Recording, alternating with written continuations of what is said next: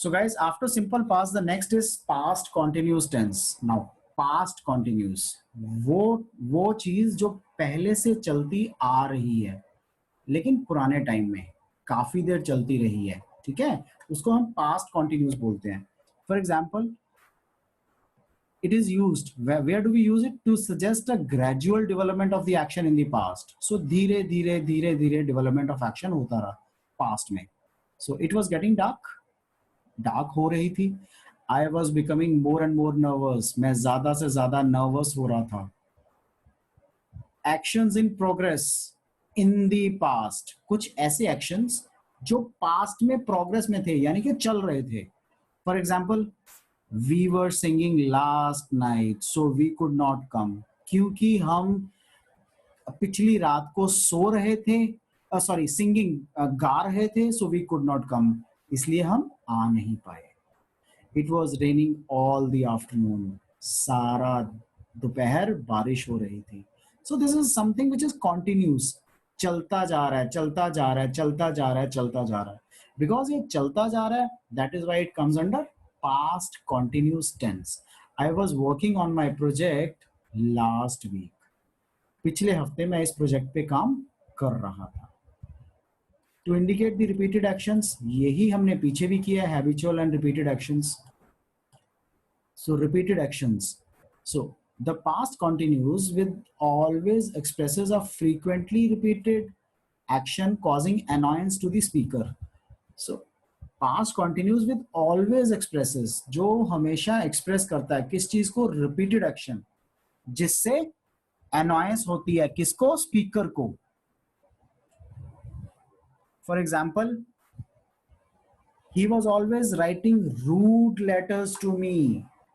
Rude letters मेरे को भेज रहा था वो. She was always talking to her friend, वो हमेशा अपने फ्रेंड से बात कर रही थी. So this is repeated actions, बार बार. With a time adverbial, we all understand what is time adverbial. When this tense is used with a time adverbial, it suggests that the action probably began before that time and continued after that time. So उस time से पहले का शुरू हुआ था और बाद तक चलता रहा. As at 9 o'clock he was preparing the breakfast. 9 बजे उसने breakfast prepare किया था. At 10 o'clock she was walking on the road. 10 बजे तक वो सड़क पे चल रही थी. She was walking on the road. ठीक है? This is time adverbial to denote actions which began before something else happened. कुछ ऐसे actions जो क्यों express किए हमने? Which began before something else, कुछ और होने से पहले happened. The past continuous and the simple past are often used together in a sentence. कई बार हम past continuous को और simple past, यानी कि जो पीछे वाला अभी हमने पढ़ा ना टॉपिक, so इन दोनों को हम इकट्ठे यूज करते हैं. The past continuous describes a situation or action in progress. So past continuous क्या दिखाता है हमें? वो situation जो अभी progress में चल रही है, which is still on. In the past, past में वो ऑन थी. And the simple past describes a shorter action. Simple past हमें क्या दिखाता है? Shorter action. शॉर्टर एक्शन क्या होता है? शॉर्टर एक्शन मतलब थोड़े टाइम की चीजें और एन इवेंट.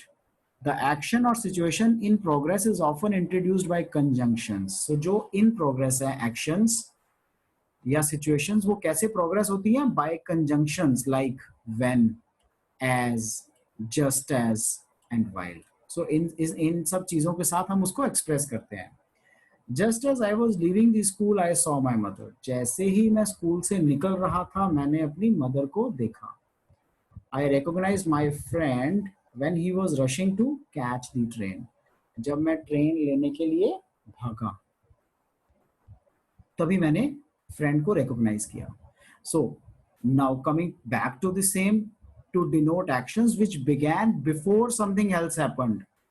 कुछ और होने से पहले वो एक्शन बिगिन हो गया था. So जब मैं भाग रहा था तभी मैंने अपने फ्रेंड को रिकॉग्नाइज किया. Right? Next, to indicate a more casual or less deliberate action. More casual. More casual का मतलब the simple past indicates a deliberate and planned action.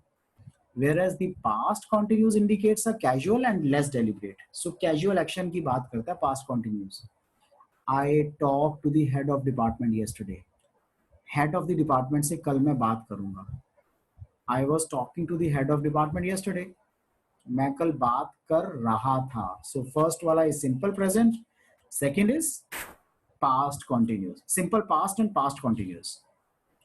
The first sentence suggests that the speaker had planned to talk to the head of the department on some matter. First sentence क्या बताता है कि suggest कर रहा है वो कि speaker जो है प्लान कर रहा है to the head of the department, head of the department से किसी मैटर को लेके. द सेकंड सेंटेंस क्या सजेस्ट करता है that the speaker had not plan to talk. स्पीकर ने अभी तक शुरू नहीं किया बात करना, प्लान नहीं किया, but happen to talk to him, but शायद उससे बात करेगा in a casual manner. Casual manner में वो शायद उससे बात करेगा.